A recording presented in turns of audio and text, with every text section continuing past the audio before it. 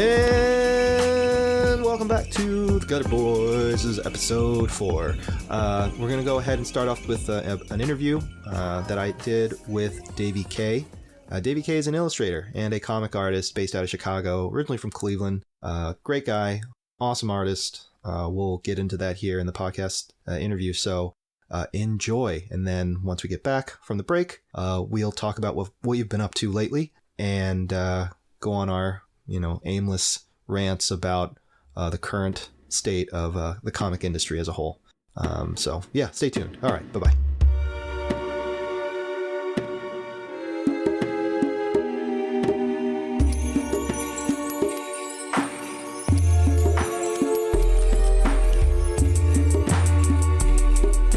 Okay, and we're back. I'm with Davey K, Davey Crofta. They are an illustrator, comic artist, puppeteer, puppet maker. Yeah, I do that. Those are all, yeah. He also lives in Chicago, Illinois. We have a bunch of mutual friends.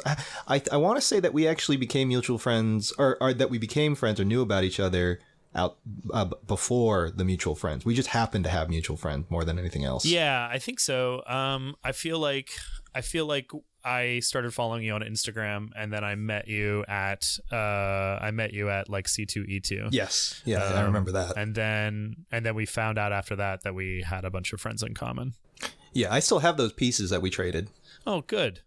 Yeah, those are great. I still love those. They were fun. I felt like such a little little comic book baby coming up and being like, could I give you this teeny little painting that I did? Those are great paintings. I love them. I still do. I mean, they're great. Your work is great, and we're going to get into details about that.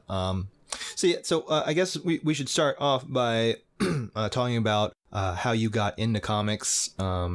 I know most, but prior to that, and that's a pretty recent thing, right? Like you only recently kind of got into comics through illustration, right? Yes, absolutely. Yeah. So how did that come about?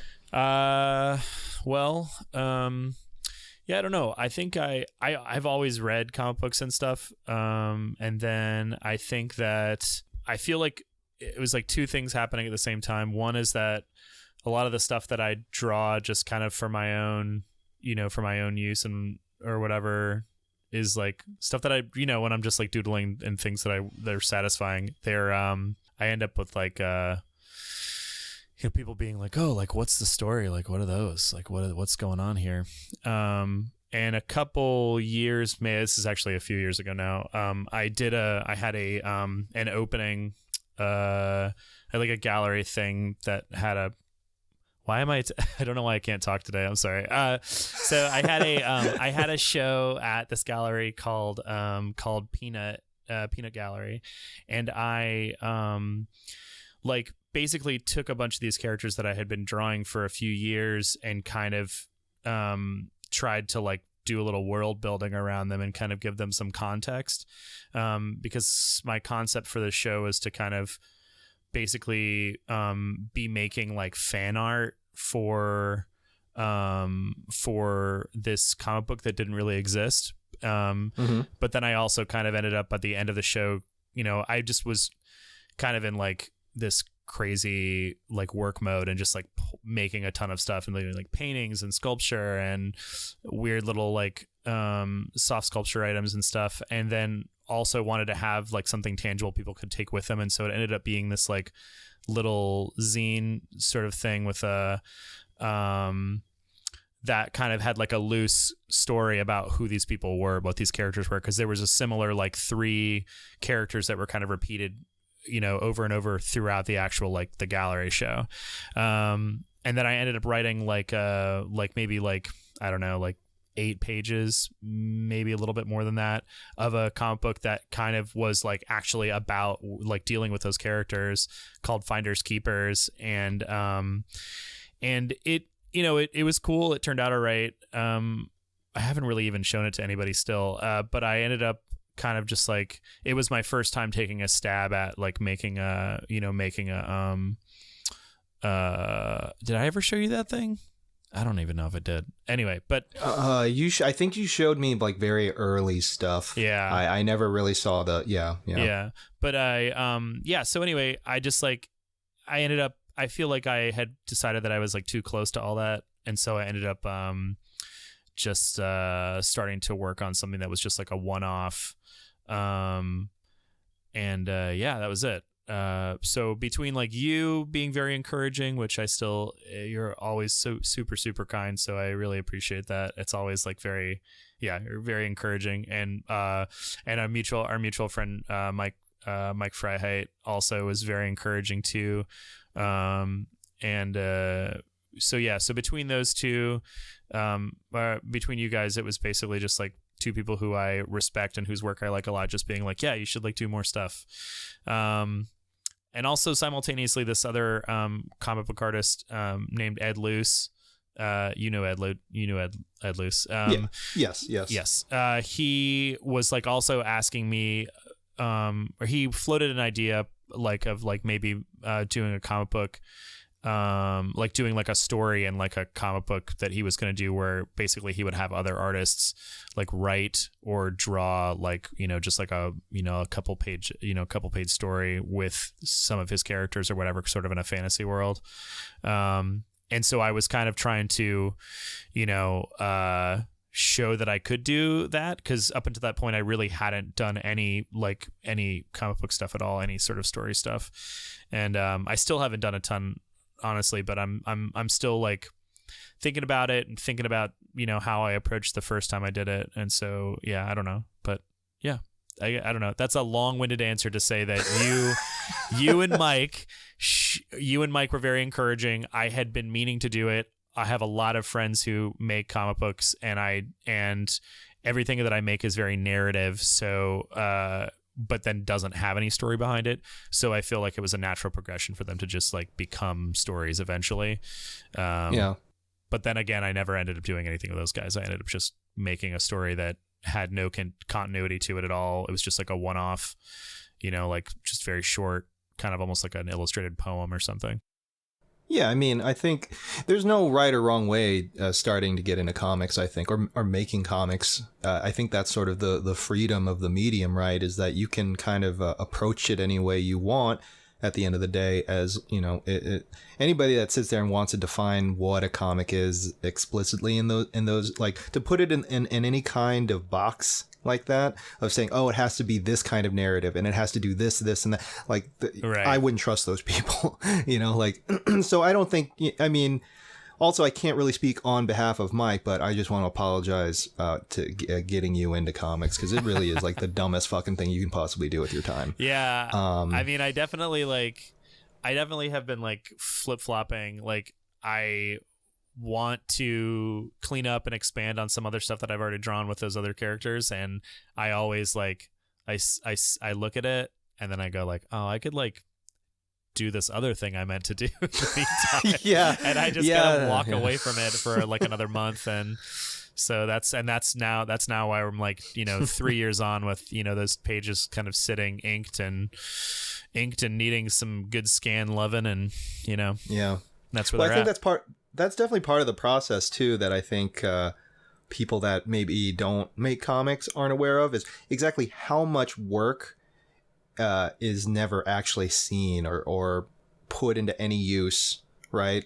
Right. 'Cause I know people that have just stacks and stacks of pages that, I mean, you're looking at, I don't know, 80 to 100 hours worth of work, and it'll never see the light of day. Either because they didn't feel like it was successful in what they were trying to accomplish, right? Or they, attempted to pitch it to the publisher or what have you, and it just never got picked up, and they just kind of abandoned it.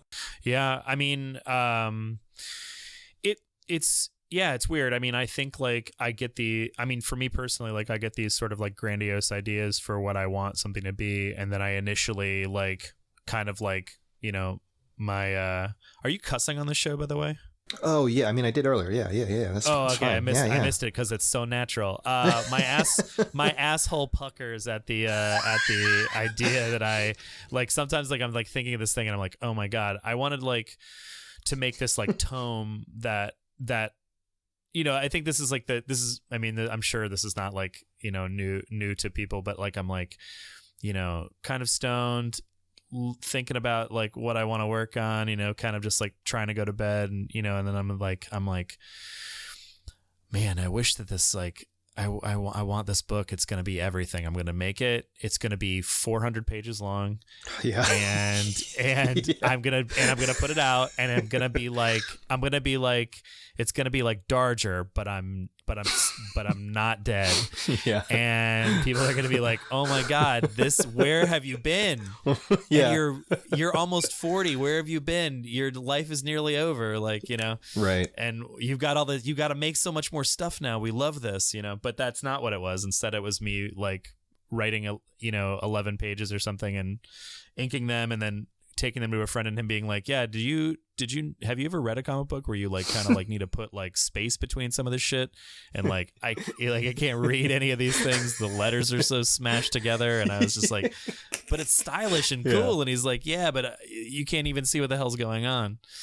Yeah. So yeah, gutters and spot blacks was my biggest critique on that first thing I drew. Was just like, yeah, I can't see what's happening. So I mean, it takes a tremendous amount of self, like, or just like a large amount of ego to be like, I have this thing that no one has ever said or done, Right. And I need to commit it to paper, and people need to witness this. yeah, To really, and I mean, I maybe you're not as severe as I am about just absolutely hating my work or whatever, and being self-deprecating to the point of it being annoying, but it's still like very much part of that process of like who really needs to read this or see this? Why am I doing this? And it just does. I mean, it comes from a very selfish place, right? We like, you need to purge this thing from you through whatever medium you're using. Yeah. But I mean, sorry, go ahead. No, I was just going to say, do you feel like it's like something you're removing or like expressing, or do you feel like it's like the act of doing it is like, yes, like that, and it's clearly not. I mean, it's a torturous thing, in some ways, but do you know what I mean? I'm asking, like, you keep saying like, I got to get this thing out. Yeah. Like, well, I mean, like, it's a crazy person. It's like, I need to do this, says me. Yeah. Says no. me. Yeah. Right. No one's actually dictating that. That's just on my own fruition or on my own free will. I'm just doing it because what else would I be doing if I wasn't doing this thing? Right. I mean, that's very accurate for sure. Being like, I don't know what else I would be doing with myself. Not that I probably couldn't think of something. Something else to do. But, right. Same. Yeah. But like, I did just recently, like, someone said, or someone sent some, fucking, aspirational meme that said something along the lines of like, basically like, oh, no, it wasn't. It was actually like a quote from somebody like worthwhile, but basically saying that like, we're trying to, make something tangible, that, and it's not about making it it doesn't have to be amazing or whatever, but it's just about this urge that artists have to make something tangible and to try to, make a mark, that's indelible. Yeah, absolutely. That's it. It's really just about, being like, okay, I'm going to die. So like, I want to make sure like I left something interesting, and I'm not going to make a movie. Whatever. I'm going to just like write my thoughts down and do my little doodles or whatever. And hopefully some people remember it, and I live a little longer that way or whatever. Right. No, absolutely. I mean, it's trying to create something or commit something into the physical world so that you have something left over that could possibly point to the fact that you existed at one point, decades after you're gone and in the ground or whatever. And it's like the most futile attempt at trying to grasp on any straw, really, knowing that you're just slowly slipping into the void, and there's really nothing that you're going to do that's going to be of any real merit or worth. And even if you did, it takes so little for that to be gone and just like poof, gone. It doesn't really, it's like it never happened. Right. It's just like, that's it. Yeah. Goodbye. Yeah. Yeah. I mean, but by that point I'll be dead enough that I won't care. I guess that's like that's the flip side of that coin, right? Well, of course. I mean, that's like like it's easy to say, oh, like when I'm dead and gone, I won't care, but you're not dead and gone yet. So like while you're chained to your flesh prison, you are still absolutely consumed by this overwhelming terror, knowing that you just have to have something, right, to create. You need something that, like you said, that mark. Otherwise, otherwise that's it. Yeah, it's basically. But I mean, what the fuck were you doing? To your point about, making your comic and being hyped on it, and then realizing, okay, well, you did X, Y, and Z, and maybe it didn't work out, or it wasn't, some parts weren't legible, or didn't read or flow the way that you maybe wanted to. I mean, that's like part of the process, right? Like it just so happens that with comics specifically, like that process is even more grueling. So the process of like learning from your mistakes just hurts a little bit more. Right. Right. Because it takes so much more effort to make those fuck ups. Well, too, I think like, it really depends on like what you're doing, but I feel like with if you're doing something that's narrative, you end up with this, you end up doing like maybe some world building, and you're really like kind of diving in there and exploring that space and saying like, what's here, what's there, like what are these people doing, what are they into, and then to commit that to paper, sketch it, do all these things, ink it, all this stuff, and then give it to someone and have them be like, this sounds a lot like A, B, C, D. It doesn't, I don't know. You do put a lot of work into it, and then you end up with something that's like maybe less than this sort of the zenith of your creativity that maybe you initially intended it to be. But right. Yeah. And the funny thing too is like, even if you did create something just on the off chance of it completely, totally kind of fulfilling what you had in your mind's eye, you'd still find a way to be unhappy about it. Oh, yes. And also you will have no control over how people react to it once you put it out in the world. I mean, that's like kind of, I guess the upside of doing something that's narrative is that, you are leading people a little bit more than say like just like making just like a single piece of art, that doesn't, just kind of putting it out in the world and letting it exist. There is something to be, you have some sort of control over where the beginning is and the end is and that kind of stuff. But geez. Yeah, I don't know. But I definitely, the thing is like, say all that being said, like when I think about it, it does excite me. The idea of doing that and the idea of people reading it and, and hopefully enjoying it. And, it is a way to connect with people. And when it goes well, at the end of the day, it is satisfying to have someone say, wow, like I like this, I like this thing that you made and it's cool. And, but don't ask too many questions. Just ask. I don't actually want to have a really in-depth conversation with you about it. I'll save that for the other people who are making that stuff too. Right. Yeah. And even, I found like initially when I first started doing comics, I remember the first time someone came up to me and told me, they read the book that they got from me and that they really, really liked it. And that they, them and a group of friends, like reread it a couple of times together. And that, that really does kind of, ever so slightly defrost my frozen and broken heart. But then now, like 3 or 4 years later, somebody like tells me that their life has changed because of a body of work I did. And I'm just like, okay, cool. Please don't talk to me anymore though. It's just so, and it's so mean, but it's like, at a certain point you do kind of give in to this idea that you are a rat in the maze and you're just doing it for the sake of doing it now. And you're kind of going through these motions and it is fulfilling. Otherwise, you probably wouldn't do it anymore. But the how people feel about it, or at least people that don't know that process or participate in it, you just kind of slowly tune that out, which is like kind of screwed up. Kind of ever so slightly screwed up, but I mean, I'm sorry. No, you finish what you're saying.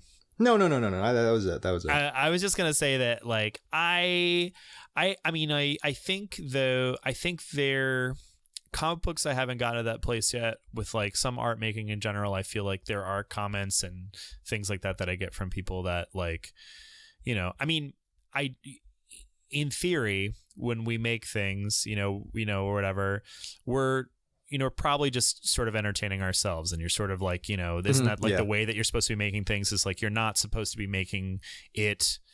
I mean, you do have an audience in mind, but then sort of like that just becomes like you're making a thing that you like, and other people who also invariably you'll find people who like what you like. And so they'll enjoy it too.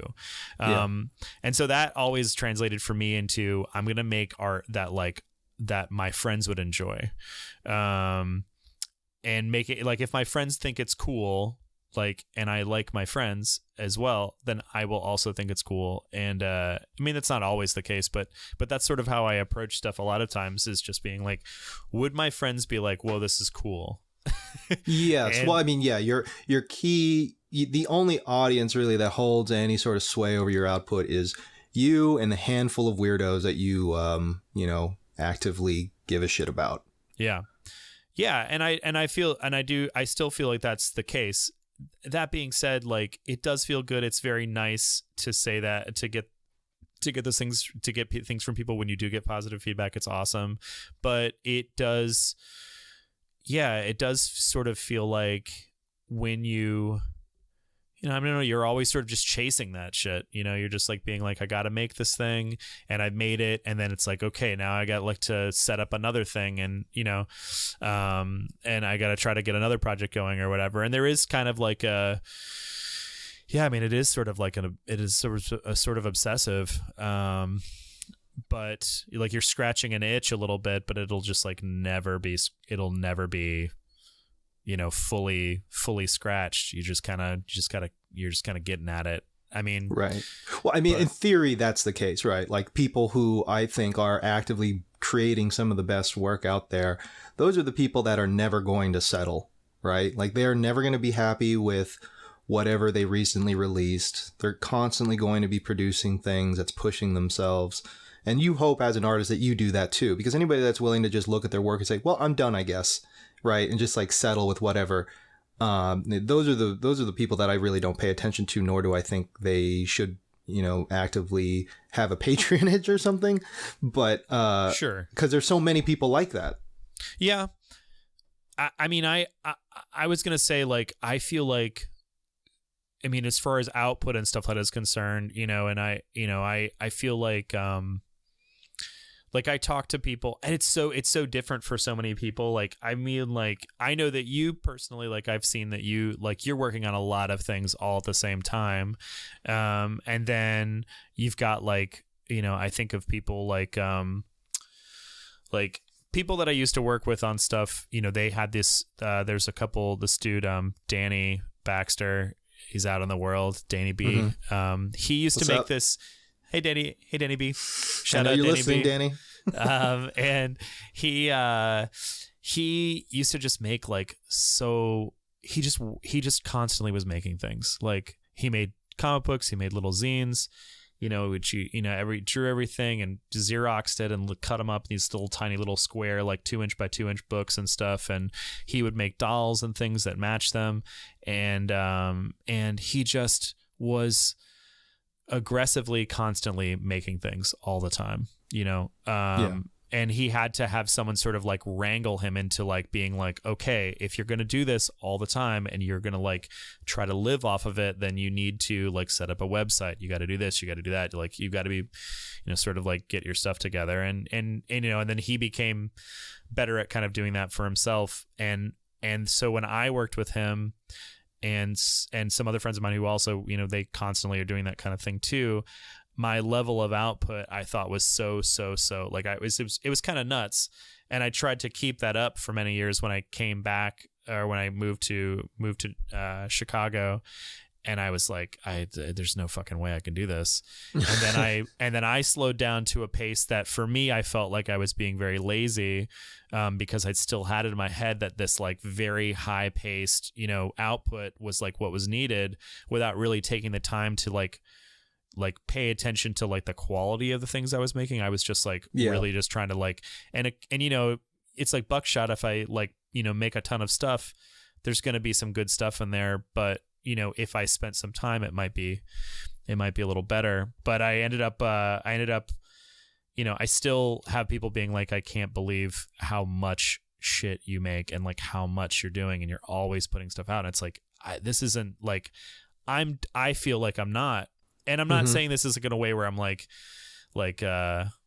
trying to like, suck my own dick. I'm just saying like, I think that like, I'd be impressed if you could do that. I'm just saying, don't downplay that. Don't downplay that. Oh, sweet child. If you think I've never tried, then you are a fool.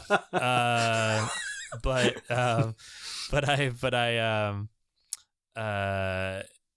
mean, like I feel like when I take a look, I just feel like it's like individuals have different like drives about like what is satisfying for them in terms of their output. And then like sometimes like trying to align that with like your own actual mental health and physical abilities and your actual responsibilities to people that are outside of your, our little internal, fucking ecosystem or whatever. You kind of were like, oh, okay, other people are seeing this and saying like, wow, you actually are making quite a bit of stuff. Like maybe it's okay if you give yourself some slack and, whatever. But, then again, like you're saying, compare this to these people who have this obsessive need to draw. And I am just like, that's how you get that ability to be able to just kind of like look at a blank piece of paper, construct this like beautiful, composition, that's just there. You don't get to draw. You can't draw like that unless you are just constantly drawing. So I'm always like somewhere in the middle of like being like, I'm making too much or I'm not making enough almost all the time. I agree. And it's like it's a balance that's really hard to find. Because you don't want to overwork yourself. I mean, I feel like we touched on this earlier. It's like, not with you, sorry, but with me and Cam, just about how there is an unhealthy culture, with creatives in general. And it's just like you're expected to constantly be creating, constantly, always, forever drawing or doing whatever it is that you do. And if you're not, then you're just lazy. Right. And you have to find that middle ground where you are working at a pace so that you're comfortable with it and you are being productive while simultaneously maintaining a semblance of a human life. Do you think for yourself that you are that you have been striking that balance lately? Some weeks, yes, and others absolutely no. Yeah. But like I would say it. Yeah, I mean, it's a week-to-week thing for me. I would say probably within the last year and a half, probably not so much. I mean, just across the board, if I were to average everything out, probably not. Right. To be completely honest. But I think that says more about me as a person and where I'm at than saying, about like that creative process or what have you. I will maybe have a day or two to myself, or at least try to have a day or two to myself where I'm maybe just not creating, but I do feel bad when I do that. And that's such a fucked up attitude to have, right? It's just not normal. Yeah, no, it's not. And I mean, it's not, I don't know. I mean, like, so I've told you this story before. This is my favorite like story about creativity, I feel like, or whatever. And it's not even mine. It's borrowed or whatever from someone whose work I like a lot, is Lisa Hannawalt. I've told you this whole thing, all right? Oh, yeah. I think so. Yeah. Go ahead and repeat it. She did a TED Talk like a few years ago, maybe like 3 or 4 years ago. And this is like right when a lot of stuff for her was like kind of like really popping off, I feel like. Sure, yeah. And I mean, she's arguably probably more like doing even more like stuff that's in the public eye now than she was, but like right when like things were like really like blowing up for her within a couple of years of that.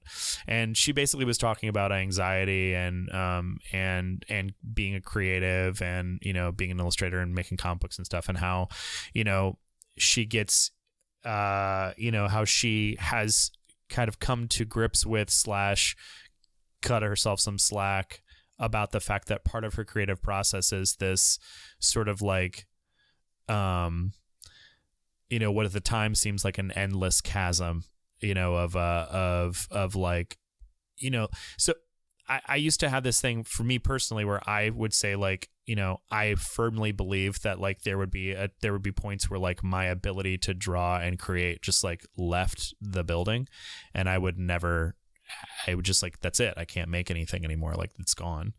And I'm bummed because I wish that I could. And Lisa Hannawalt describes having a very similar experience where she'll sort of just like go through like weeks at a time where like everything she makes, she hates. And, you know, and she just can't make anything. And she just kind of like basically just, and she'd put up a drawing of herself just kind of laying like this, like someone had just dropped a mop on the floor, with her hair everywhere and everything. And she basically talks about how like that is part of her process. And it's not like things that go on for a long time. She's clearly, and she says that like the biggest thing is you just have to kind of continue to push through that kind of shit, and do that. Working through your walls. Yeah. Right. But just like her saying this idea that like you have to understand that like these weird like waves that you have, you know, that you come to, they're not always the same width and depth or whatever, but like they do come, and you get these peaks and valleys, and where, you know, you're making stuff and you're like, you're in a groove and it's great or whatever. And you go into these sort of fallow, you know, things where it's just like, you just feel like, you know, garbage about the shit that you make or whatever. And not to like, and to understand and trust that that is a necessary part of what you do and how you make things, and sort of like ride that out, and like give yourself the space to like not be great at it for like a minute, and like to sort of like, you know, take this as they come and sort of relax and not, you know, have your foot on the gas the whole time. Yeah, definitely. I don't know how often I really hold to that, probably not often, but I try to hold that in the back of my head. I tell that story often enough, or like sort of relay that, you know, idea often enough to people that I feel like maybe I'm just saying it so I can remind myself of that. But because I am definitely in the middle of a period like that right now, where I'm just kind of like, I've got a bajillion things that are brewing, and I don't know when they're gonna come to fruition, and I'm hoping that it'll just kind of like line up once I, you know, put my foot in it, which is kind of how it goes. You just kind of just, you know, take a step in, and then, you know, you'll get there eventually. Yeah. And if you need, you know, however long you need to just really kind of walk away from it, you know, and give yourself some space. Yeah. And, you know, maybe return to it with new eyes, that might change it just enough so that you reinvigorate that process. Right. But, you know, yeah, like you said, it's different from person to person, how they work. And, you know, some people are slower, some people are faster, yada, yada, yada. You can't really compare yourself to another artist that way. That's just not healthy, and it's not productive either. No, so, not. Yeah, I mean, we all have to kind of work through it our own way, and hopefully have some sort of support system there to kind of remind you that it's okay to not constantly be posting you know, your work, or constantly just you know, highlighting the fact or signaling to others that you are struggling or in pain, or you know, like it's not a healthy thing. Right. But, you know, I mean, I say that as someone that, you know, has done it and probably still continues to do it to a degree, but sure, you know, I've definitely in the last, like, I don't know, 4 or 5 months, I've been less active in that way. Yeah, me too. Yeah, it's just like, why? You know, there's no real point in just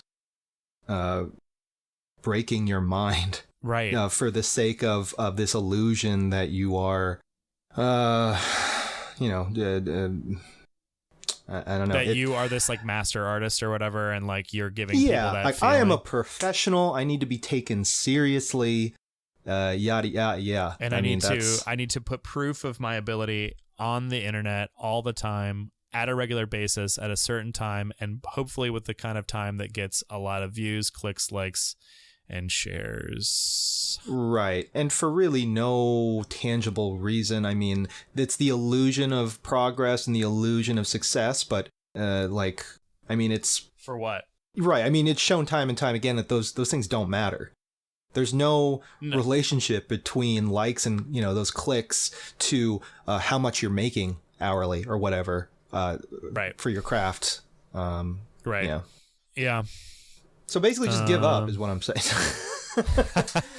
No, I was going to say that a thing that I do when I am in a sort of like in this like fallow, especially for like drawing, is I will make... That's when I work on things that are like physical objects, like more like sculpture stuff. So I'll go back and forth between the two, and that way I still feel like I'm making stuff, but I'm not like but you have other outlets. Getting burnout. Yeah. Right. So I try to sort of do the two, and that way I'm kind of getting into this like, this rhythm of still being creative, but allowing parts of the way that I make things to kind of relax and not have to like be so, do things that come a little bit more intuitively, and not worry about stuff that's like, being like, okay, why is this here, and why does this shape like this, and how are they posed, and blah blah blah blah. Right. And I mean, this might come off as hyperbole, but I'm pretty sure that anybody that only does comics 24/7 is severely deranged. Yeah, I mean, it's as a person.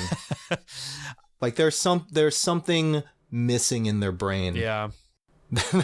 Or they're just a broken person, and there's no hope, or you have to have some kind of moment where you can do something else with your time, so you don't feel like you're driving yourself insane. Yeah. I mean, I'm trying to think right now of like people that I know, and I feel like a lot of them do come up with projects where they're still drawing, but they're doing things that aren't necessarily a comic, Right. Yeah. And that way they're still, or they're painting, or they're, and it's not narrative, or, maybe they're doing something where there's like lots of ways that people can approach that and not, and still feel creative, but not necessarily have to feel like they have to like, tap that, that thing. Yeah, I mean, you have a variety of things that you do other than comics. In fact, I wouldn't say comics is your main thing that you do. It's just one of the many things in your wheelhouse. Yeah. I mean, I definitely do a lot of, I mean, I've always drawn, and then I went to school for fiber and material studies. And then I ended up kind of making like dolls and puppets and things. And so I'm still doing that, but now I've been more making things that are more like static, because even though I enjoyed making puppets and I do like to perform, it's a lot of work, and it's a totally different kind of work where you have to I don't know, it's still presenting something to an audience, but not that comic book artists have like, there is something to be said where you could in theory, you could put a comic book out in front of somebody who doesn't know you, and they don't have to know that you made it. Like, you know what I mean? Whereas like if you're performing in front of somebody, like they know that this is something that you did. You did this to me. Right. I'm in the audience and I had to deal with your shit.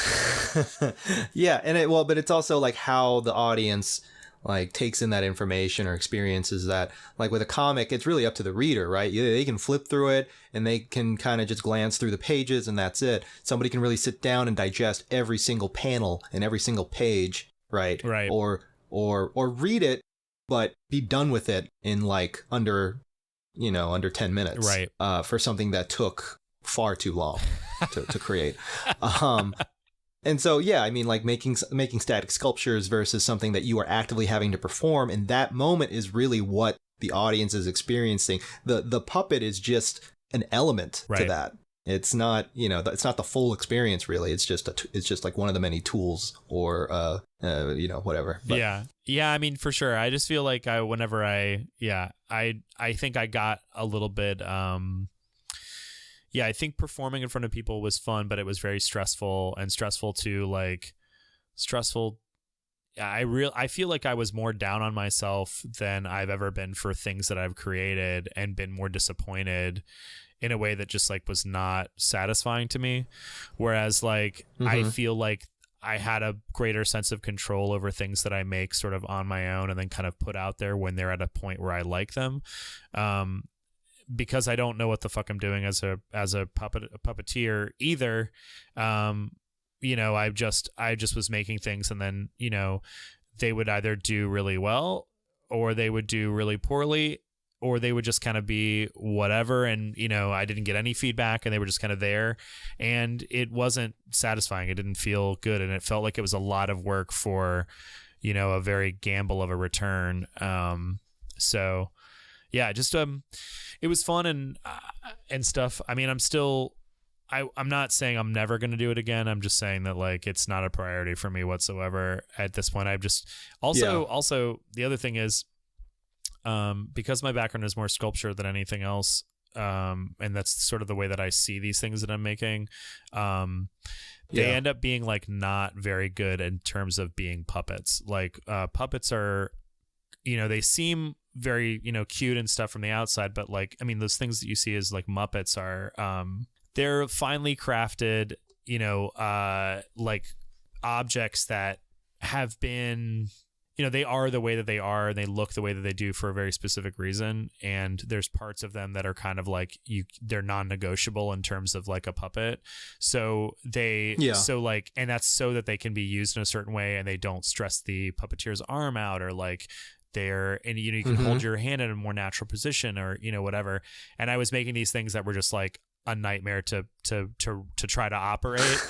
And right, because you're almost reverse engineering these things, because a lot of those puppets, there is a lot of engineering going on behind, like, so there's so much that the viewer doesn't see in that took far more time than just the external kind of, you know, artifice of the puppet. And then you end up with something that's just like, and that's the way it's for me. I was always just making stuff that I would be like, okay, what does this thing look like? And like, okay, like trying to get better about being like, okay, design the object around what it's supposed to do.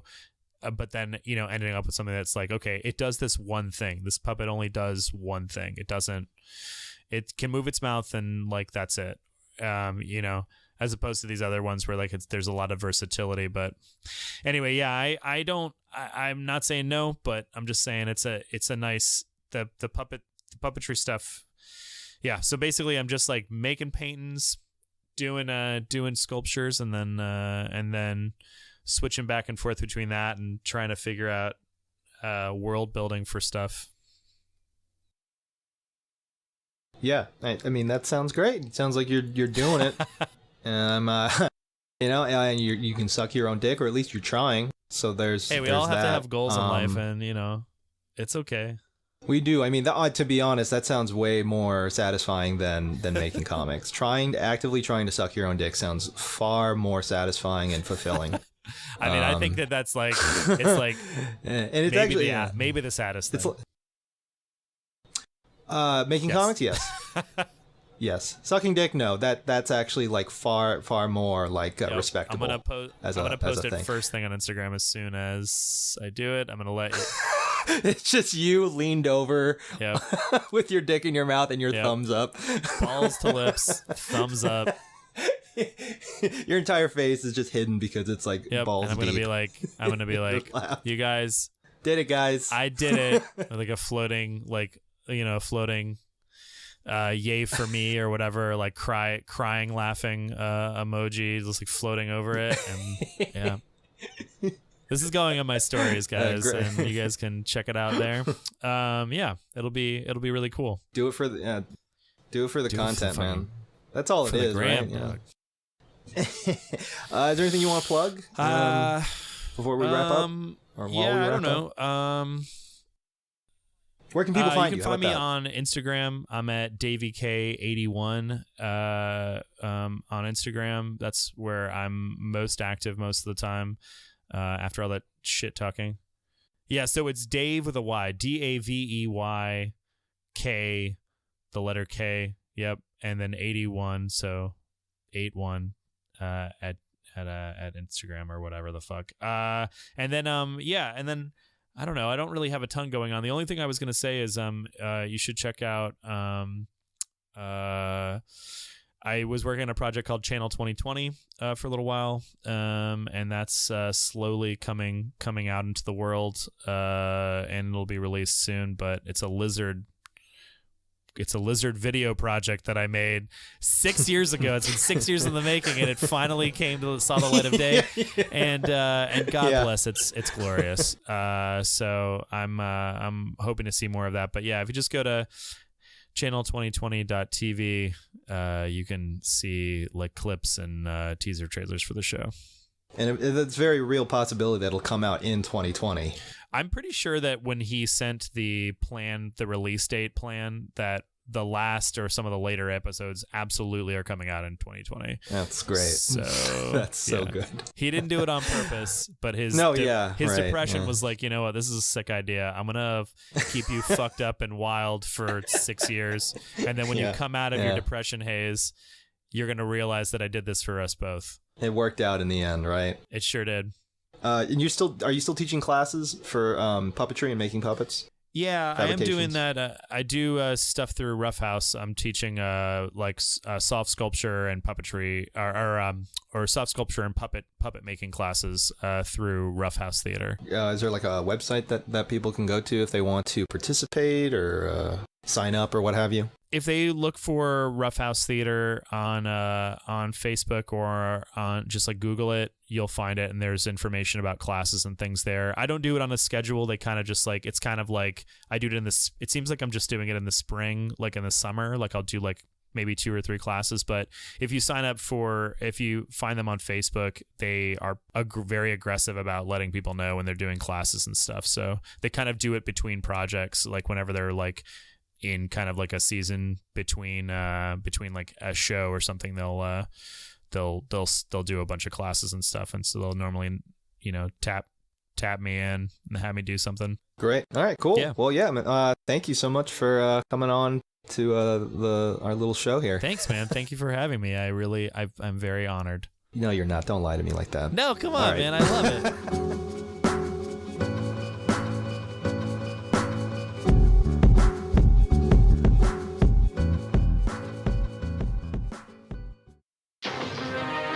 We'll be right back. Ooh, my brother's comic. The Adventures of Castle Mill. Whoa! Spider-Man. It's Captain America. Silver Surfer. Whoa, She-Hulk. Hey, twerp. You better not be in my... Mom, he's in my comics again. Marvel superhero sand, pills, and shovels. One included with every Castle Mill. Captain America, Silver Surfer, Spider-Man, and She-Hulk. You can collect a different one each week at White Castle.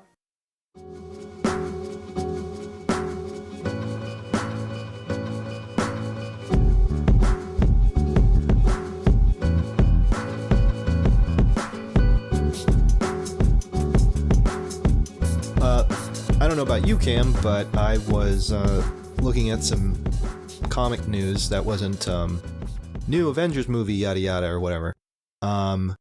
This new comic I just recently came across, it looks like it is a pretty thorough historical recounting of the Antifa movement, specifically starting at its very early roots in fascist Italy in the early 1920s, and kind of going through the Spanish Revolution into Hitler's regime in Germany, and then going up through the 80s in Germany up to today in the recent clashes with the alt-right and the contemporary Antifa movement. For those of you that are clutching your pearls at the very sound of the word Antifa, good. Go fuck yourself. I don't know how else to sugarcoat that. Because you're listening to some two pretty leftist dudes. At least I am. I don't know. I don't want to talk on Cam's behalf, but no, I'm rolling with you. All right, cool. So it was interesting. I was a little skeptical initially, but going through some of the pages of art and looking at the interview with the writer, Gord Hill, it looks pretty interesting. It looks like they do try to be as straightforward as possible just about the history of the whole thing. If you're I don't know, like a world history buff in any kind of way, this would probably be something you'd be into. I know I kind of am, specifically with any sort of, grassroots movement that is in any way, shape, or form anti-fascist or anti-state. So that's pretty cool to see. So yeah, this is something that I might actually pick up and read because I just don't read anymore. And I'm trying to break out of that because the last thing I want to do after working on stuff is read, which sucks. That really sucks. I know, Cam, you still read. I know for sure you read way more than I do. Oh yeah, I read all the time. So do you just not read because you're working on comics and you're just kind of burned out from looking at them, or is it just mostly? Yeah, I mean, any free time that I do have, I usually kind of spend it on doing something far more passive than reading. So it'll be something like, I don't know, watching wrestling or a movie. So yeah, I mean, it sucks, and I do want to read more. And really, the only things that I do read will be, stuff that my friends release, and we'll trade or whatever. And it sucks because really the only times I'll really get to read it is the moment they hand it to me, and then I'll actually just sit down and start reading it. So yeah, I guess I do most of my reading at conventions now and like Zine Fest, which is weird. I'm going to try and change that though. I want to get back into reading just in general. I have a stack of books that I want to get back into. I also have a short list of books that I want to go and pick up. A lot of nonfiction stuff, not necessarily all comics. That's what I'm up to. What about you, Cam? What have you been doing? I know you've been kind of in the process of moving, which even though I don't actively read as much as I used to, that doesn't change the fact that I still have a growing pile of comics. And I know moving with those fucking sucks. So how's that move been treating you? Yeah, I'm just now to the point where we're like almost fully unpacked, but moving's like the worst thing in the world. And I'm not the only person that thinks that. I mean, everybody knows that moving sucks. All your friends stop answering the phone when it's time to move. Not that I called anybody, because I hate to help my friends move anyway, so I would never ask somebody to do that for me.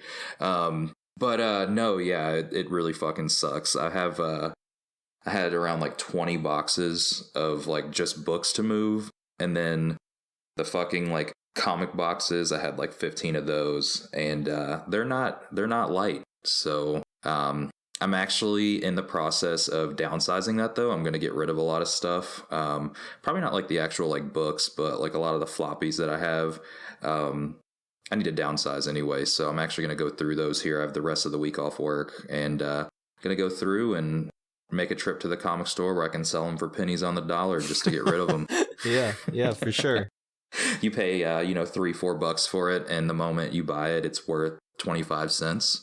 So, Yeah, I'm sure there's like piles and piles of like early 2000s floppies that are just wasting away, just collecting as much dust as possible that will never see the light of day until like 30 years, where they finally will be worth a nickel each.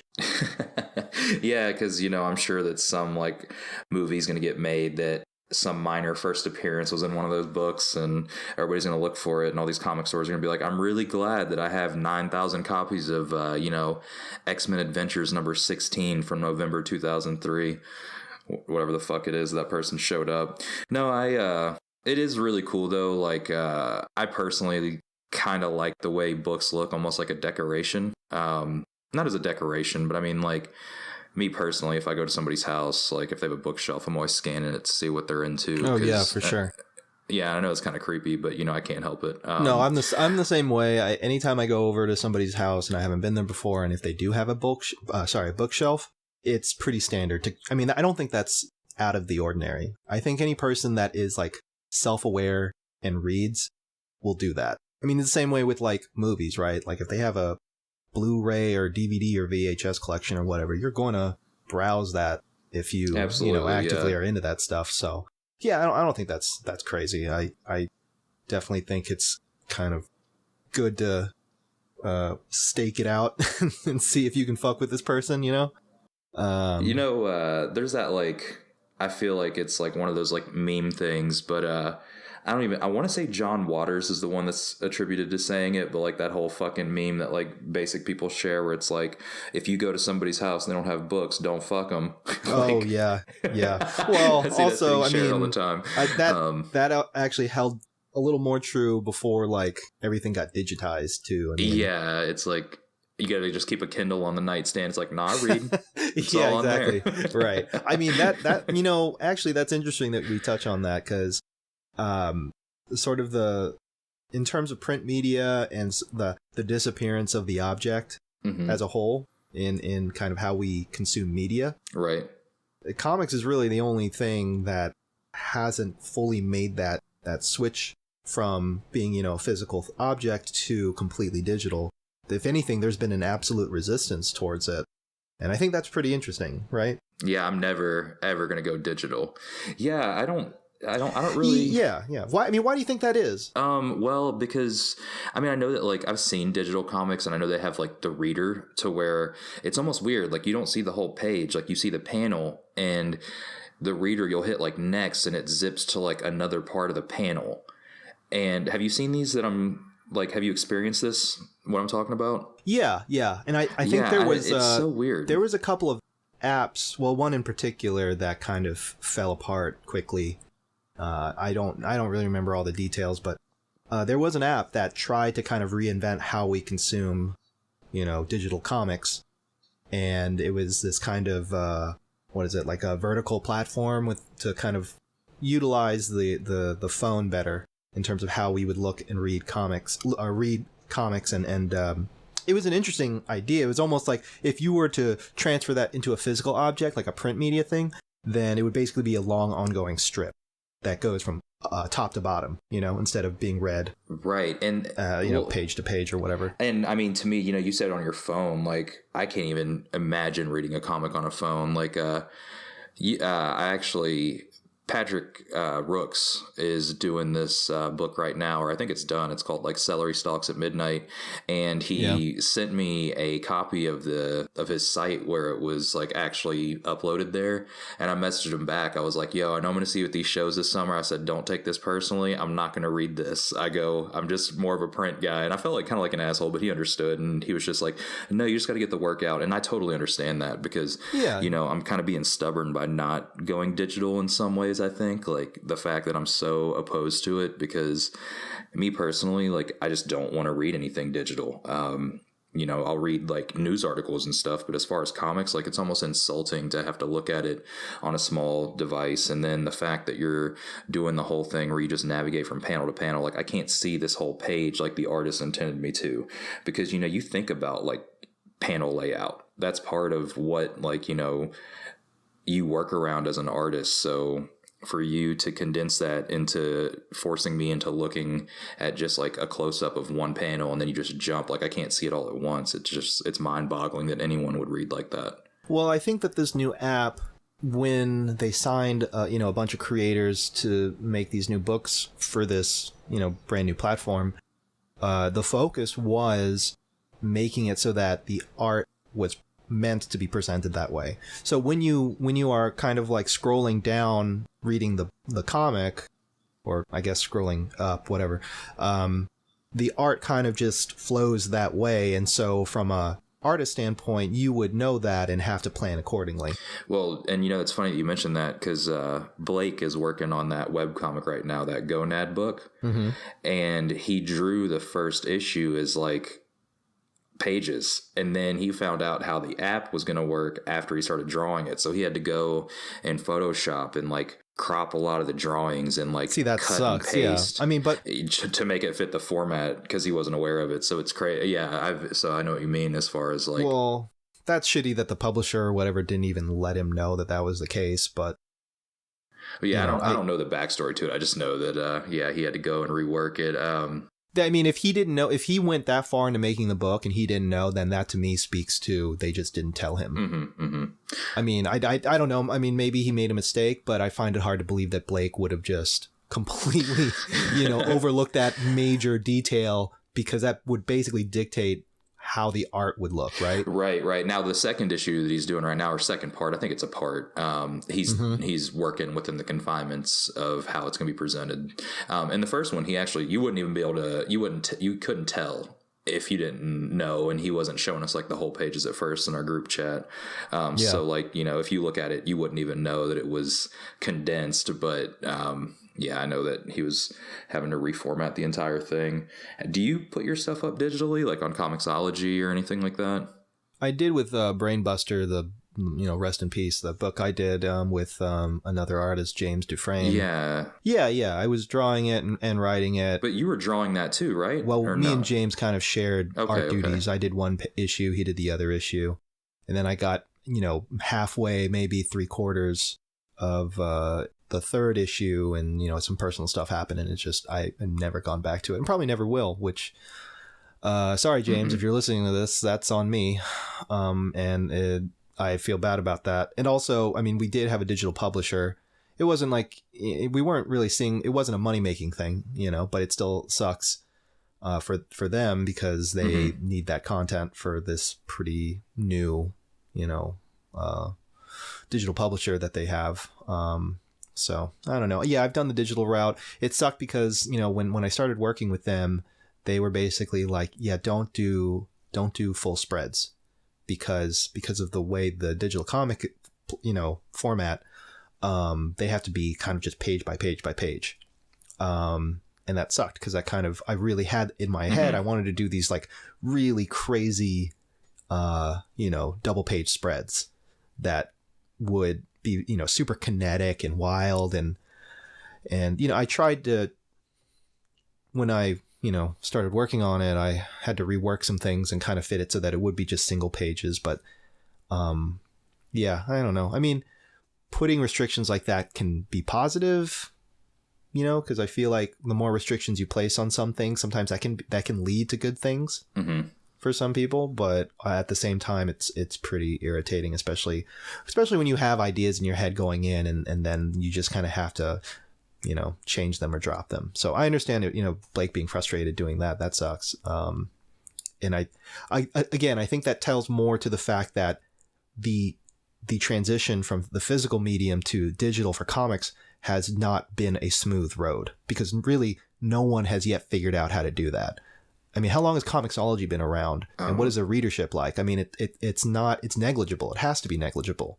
Otherwise, I know a guy that I work with. That's actually how I do so much reading, is because at my work, where I work anyways, in my downtime, I don't have anything to do, so they let us read or dick off on the internet. So that's where I get a lot of my comic reading done. But there's a guy that I work with that exclusively reads digitally. Yeah. And, he was just like, well, he's like, it doesn't take up space. And on Comixology, they always have like entire runs of stuff on sale for like $8. So he prefers to read that way, and he'll show me stuff, but it's like that fucking like zoom in moving panel. It almost looks like a PowerPoint presentation as opposed to like reading a comic. And I just can't fuck with it. Yeah. And that's definitely a preference thing. And, we are again, I think that all just points to the transition not being handled well. Right. And well, you printed Brainbuster too, though, didn't you? So did you do two different versions, or no? I mean, it's what you see in the book is what the digital version looked like, basically, because it was yeah, because it was like CBR format. Nothing. They weren't trying to reinvent how you read digital comics. It was just it was more than anything just a way to distribute it to places like Comixology or Amazon or whatever. Yeah. I think the major issue is that I understand why some people would resist it. I think it's important that we as creators kind of welcome that kind of change, but I have yet to see anyone really do it in a way that is, I don't know, sufficient. Like in terms of platforms and distribution and like pay and whatnot, like nobody's really figured it out. I honestly think that, there could be maybe like some sort of subscription format where you pay a flat fee per month and you get access to unlimited, digital comics. Because honestly, digital is the way to get more and more readers into it, especially newer readers. I mean, the readers that you already have, they're spoken for. You don't have to worry about them. They're not going anywhere, right? Right. But it's the new readers I think Marvel. Yeah. Well, isn't Marvel doing that Marvel Unlimited thing where you can go back? Like, it's not like new stuff. I think it's stuff that's like a year, like all the old stuff's on there. And then, but it is like what you were describing. It's like a monthly fee and it's like all you can read comics, but it's only Marvel. It's not the new stuff though. I think it's like, yeah, I mean, if it's been out for like a year or more, it goes on there. But to their credit, and this is one of the few times I'll give them any credit, it's that format isn't really that different from any other way we consume digital media. Because you got to think, okay, how many subscription services are there for movies and TV shows? Right, right. There's, a ton of them. I mean, it's kind of dumb that you now, and this is what happened after, cable fell through, basically, is like all these companies basically just trying to reassess how they can continue making money. And one of those ways is just divvying up all these programs and shows and whatnot and just content in general and making it so that the user base has to subscribe to 5, 6, 7 different services. So they're paying, $5 here, $10 here, $15 there. But that adds up, and it's not a practical method or a practical model rather. But I can't point that to just being a comics problem. That's something that just has to be sorted out across the board in general. My main concern with comics is that nobody's really figured out a way for readers to I don't know, consume comics the same way we consume or experience comics in print form. And that's like a really difficult thing to get to. It's not the same as like with digital books, because you're just, you look at one of those digital book reader things and it's like, I mean, shit, my Game Boy had more involved images than those things. So, well, and I don't know. I mean, I just think it's one of those things that, like, if you want to work digitally, that's fine. I'm not going to hate on anybody reading digitally, but it's not for me. And like, I'm going to sound like that get off my lawn type guy right now, but we should just throw the whole thing in the trash. We should just be print media only. I think comics is one of the only things that needs to stay print. I would agree if it only wasn't for the fact that if the comic industry as a whole, and this goes for every publisher across the board, regardless of what kind of content they're creating, whether it be superheroes or, indie, small press, alternative books, whatever, doesn't matter. What I'm saying is, it's like, if we don't adapt in any sort of meaningful way, the readership is just going to continue dwindling, because it already is dwindling. That's fair. I mean, that's sales are the lowest they've been in years at this point. And meanwhile, the properties are the hottest for some reason. Well, but, because you can adapt something into a TV show or a movie, and you can consume those. You can go buy a Blu-ray or a DVD or whatever, or you can stream it and rent it online. Again, I think it's just that nobody's really figured out that transition yet, and I think that's going to be the key thing. But also, like, where the money's at, there's very little incentive for them to do that. So. It's a tricky thing. I think it really is something that has to be discussed further with not just creators, but like, people on the back end, and kind of figuring out how do we deliver this content to people in a way that could catch on and makes that transition easier, or at least more palatable, right, to the readership, while also still sustaining the creator's end and, like, creating something that's, something that will give writers and artists alike a living wage. It's a tricky thing, and it's definitely not something that we're going to figure out here on this silly little podcast about comics. But it is an interesting subject, and I know it's going to be coming up again in the future, and we'll absolutely yeah. I mean, later down the road, I would love if we do get just digital only people on here, and we can really kind of hash out, the differences, why they chose digital or whatever, that format versus physical media or print media, and those types of decisions. Everybody has a reason for that, but I'll just end up talking so much shit to them, I'll get canceled. I'll be like, you guys just need to go back to print. Yeah, again, no, I mean, I'm just playing. No, I mean, you're right though. Like, I think people like us love the print media. We love the object. Yeah. That experience of opening the book and flipping through the pages and, looking at the CMYK process and whatnot on the paper, as dumb as that sounds, there's something about that is so tied to comics, right? Yeah, I mean, I just think it's. I mean that's why we do it. You know, like yeah, absolutely. That's why. And well, it's something that's so inherently tied back to our experiences to the medium when we were growing up, right? And that's another thing I was about to say. You know, this new generation, they grew up on Tumblr, and what was Tumblr? I mean, it wasn't LiveJournal, it was before Tumblr. There's just like a lot, and a lot of these comic readers now are, you know, they're reading all this manga online that's translated through these websites. So, I mean, there are some people out there that only have ever known consuming, you know, through digital means. Oh, yeah. So it would be kind of interesting to hear the perspective, you know. Yeah, and I've done both. I mean, you know, I grew up with, you know, a very small, well, bulky computer that only let you play putt-putt golf. And it was just like the most basic thing you could possibly imagine. And now we have, you know, smartphones that are really far more advanced than any full-sized computer that you saw 10 years ago. Again, I think it's something that we'll probably come back to again. I don't know. I just think, sure, yeah, I just think that you can have both, right? You can have your print media in your object, right? And this thing that kind of is tied very much to nostalgia. Mm-hmm.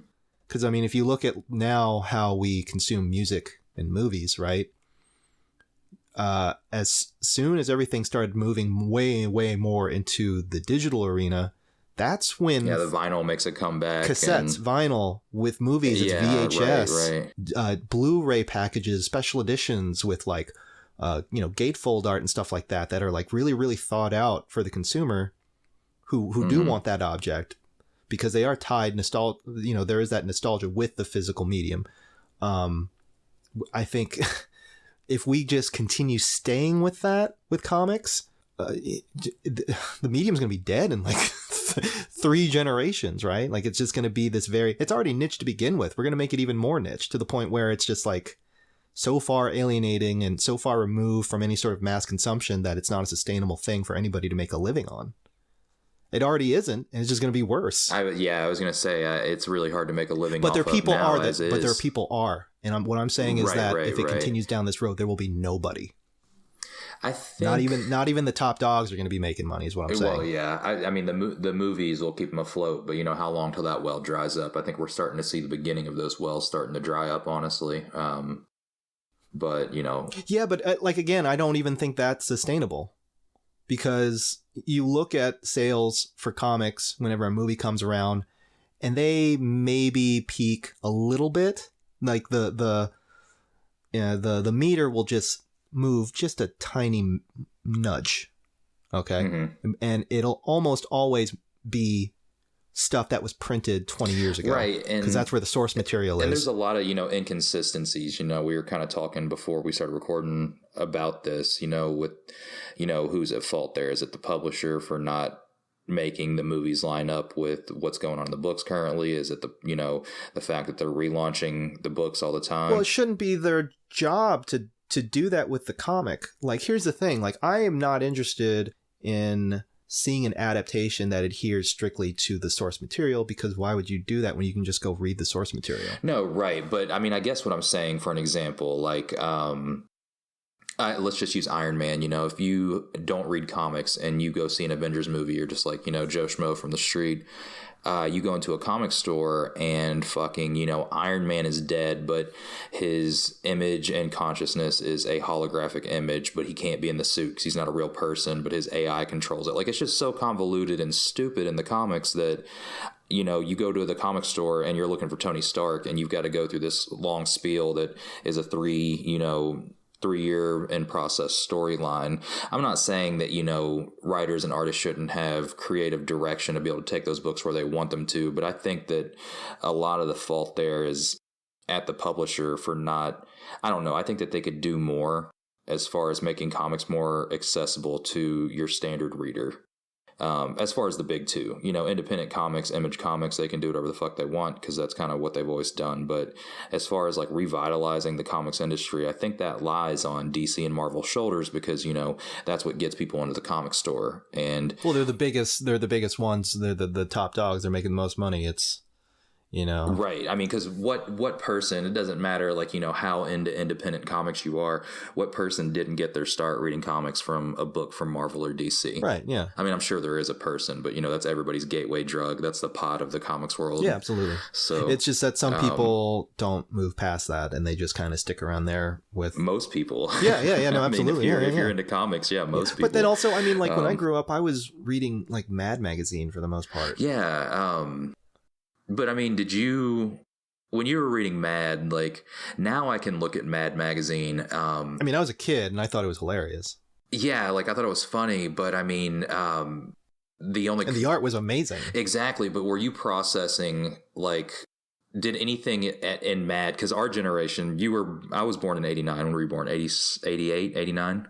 86. 86. Okay. So when you were reading Mad, like, and, I could be horribly mistaken here, but I don't really think that there was like anybody like besides the spy versus spy stuff. None of that stuff really stood out to me from like this. Now I'll look back at older issues now as an adult and, I appreciate some of that older stuff, but that stuff in the 90s, it was just really crude drawings of, whatever was going on pop culture wise, like at the movies at that point in time. Did anything stand out to you in those that you recall? I remember really liking the spy versus spy stuff, but yeah, is that your dog? Yeah. No, I was going to say like on my end, when I was reading Mad, first off, it was the jokes, obviously, but then secondly was the style of art. That like there's a particular kind of I forget the name of the artist. I'm kind of putting myself on the spot here, but I mean, really, what grabbed me was the two different styles of art that I think of when I think of Mad. It was this sort of very classical caricature type style. Yeah, like the grotesque, overgrown, like facial features and stuff like that. Yeah, and I remember admiring those drawings because like it would just be simple things. I was like, I don't know, 10 or 11, and I would just admire how those artists drew hands, because it would be like so just there were like little nuances to every knuckle. And every bend of the skin. It was just like so well done. And I mean, I was a weird kid, clearly, but I just remember staring at those drawings being like, this is like amazing. This is like gorgeous work, line work. And then the other end would be like these, I don't know how else to describe it other than like, maybe this was more cracked now that I'm thinking back, but the art style that you would see in cracked magazines would be stuff similar to like,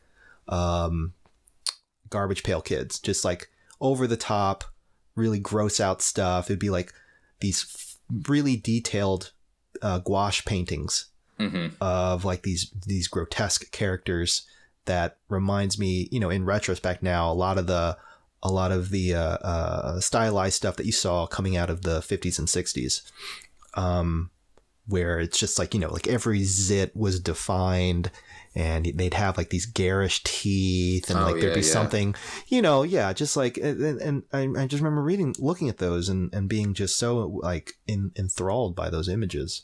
And yeah, I don't know. I know Cracked not so much anymore. I think they're more now like a clickbait website. Yeah, I know they have a network too, like a free streaming channel that has movies on it. And good on them for adapting. Good on them. Yeah, right.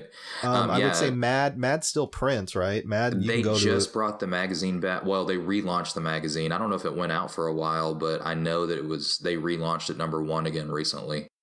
Yeah, I mean they'd been around for a while. When I was a kid, and I remember one thing that did stand out when I would read those books was the fact that the pages were newsprint.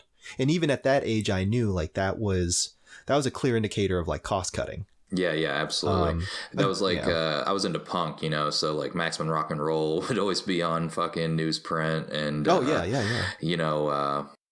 Punk Planet was on like a kind of a newsprint for a while, if I'm not mistaken. So yeah, definitely. I haven't. Yeah, at that time when I was reading Mad, as a kid, because I was reading Mad when I was like 4 or 5, so I wasn't processing the art on a level that I would, later on. I didn't really start appreciating the craft until I was probably about 10 or 11, which, it's sad to say. That's the first, time I remember looking at some comics and being like, oh, okay, this is like why I like this, and actually paying attention to the little details. But no, yeah, I need to go check out some of those issues of Mad, because I used to read it all the time, because it would, like, at the grocery store, you would have Mad, Disney Adventures, Nickelodeon Magazine, and some Archie books. Those were like... And you know what? Here's the thing. If there was some sort of online archive or digital subscription thing, and I could go back and look at all those back issues that I remember as a kid, I'd do it.